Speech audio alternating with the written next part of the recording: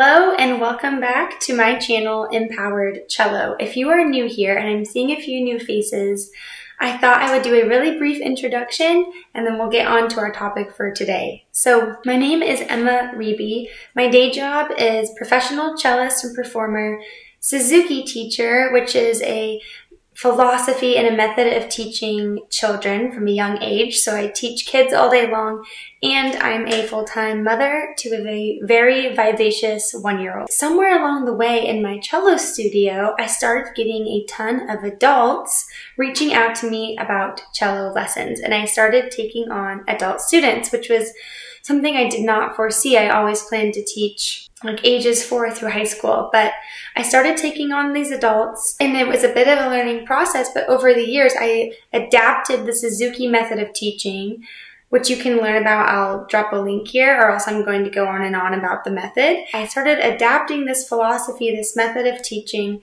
but for adults. And then I started seeing really powerful results once I kind of fine-tuned the process. But the problem was I couldn't take on all of the adults in my studio once I became a mother. I had to cut down on students. I had to cut back my hours so I could be with my daughter more often. That's when I had the idea to start this little online community to provide resources if you are an adult, either curious about learning cello, maybe you've already started trying to piece it together yourself and you need good resources and a method. Come here and learn, and I will share everything that I have figured out for myself, for my own adult students. And my adult students have progressed really, really well. They are playing sonatas and Bach and sounding beautiful. So if you're feeling discouraged or like it's not possible for you, that's not true. You just need a system and a method that works and some good, healthy amount of determination and discipline.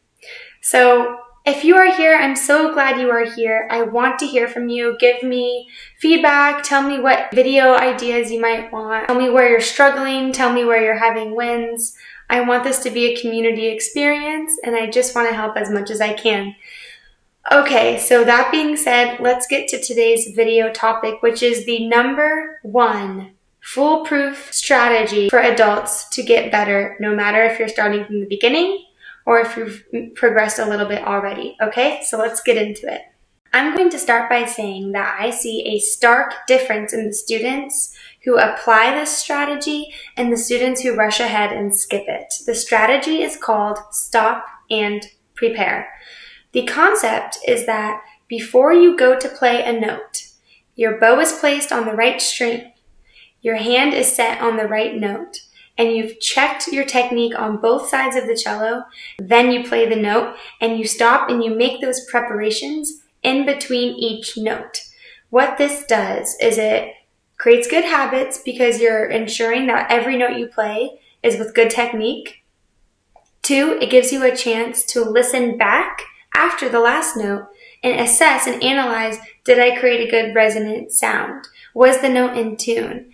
Was it fill in the blank, right? It gives you a moment to reflect and then prep for the next note and embed the proper technique in the next note. Now, is this a little bit of a slower way of playing? Yes, but it's a practice method. You're not going to perform this way. This is a practice strategy to essentially program in healthy habits, program in the habit of always listening and adjusting, and you are going to learn faster even though you are playing slower. So even though the actual practice moment will take longer than just playing the notes in a row with no pause and no thoughts on preparation, you will need less repetitions overall because you did it so meticulously from the start, okay? So this is the stop and prepare practice method and applies to both sides of the cello. I'm going to show you what this looks like here really simply, and I want you to go apply this at home this week and tell me what you think. So there is research behind the idea that your brain remembers the very first thing you do the most. And so I tell this to my students who are trying to rush through learning something new, and I get it. You're excited, you want to see how it sounds, you feel like it seems simple enough, but if you make a little mistake or stumble along the way, all of a sudden your brain remembers that the most, and you need to now go back and work twice as hard to sort of rewire that pathway and learn it correctly. So my students who begin with stop and prepare practice method, even though it takes a lot longer, they tend to learn a much higher percentage of notes correctly, or bowing directions correctly, or getting clean string changes right off the bat, and there are less mistakes to go back and fix. And that's why this is my number one strategy for the adult learner. Slow down, stop, and prepare. It seems stupid simple, but it does take some discipline and it does take some patience. If you can do it, you're going to improve faster and you're going to encounter less frustration along the way. I apply this to my own practicing daily. I'm going to pretend like I am trying to practice the G major scale, just one octave starting on the G string, and I'm going to show you what stop and prepare looks like physically, so that you can go home and apply it yourself. What I'm going to do is I'm going to prepare the note, which means I'm going to establish my grip on the string. I'm going to start like this from the string versus starting right from the air. Okay, so that's the first step of preparation, is you get your bow grip established before you even play your first note. Okay, now before I play my second note, I'm going to place my left hand, find my natural arm weight, and then I'm going to re-establish my grip for the up bow, then I play. Okay, same thing. Establish my left hand note, my down bow grip, then play. Establish my fourth finger, release my arm weight, rebalance my arm, grip for the up bow. Now like I'm listening for my ringtone. Now, part of the next preparation is I'm going to change strings first, establish my bow angle and my bow grip on the D string, and then reshift my arm balance so I'm ready, and so forth, right? Prepare, play.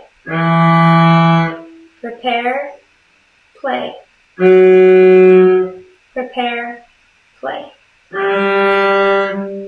So see how I'm adding that pause in between the notes to set the left hand and the right arm, and I'm listening to make sure the prior note was in tune and resonant. So you're just adding this pause, literally, to stop and prepare. I'll go backwards and just show you without talking.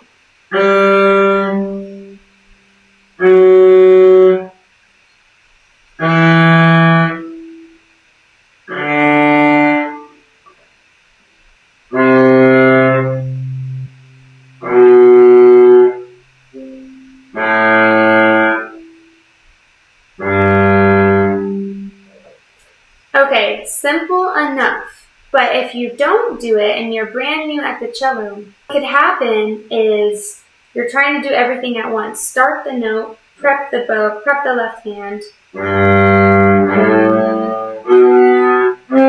It just can start to feel a little bit clumsy and a little bit disorganized.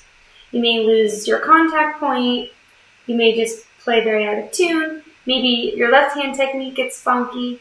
And so even though this technique seems simple, if you're a beginner, you will feel it really help manage the chaos and just calm the waters and give you a second to think.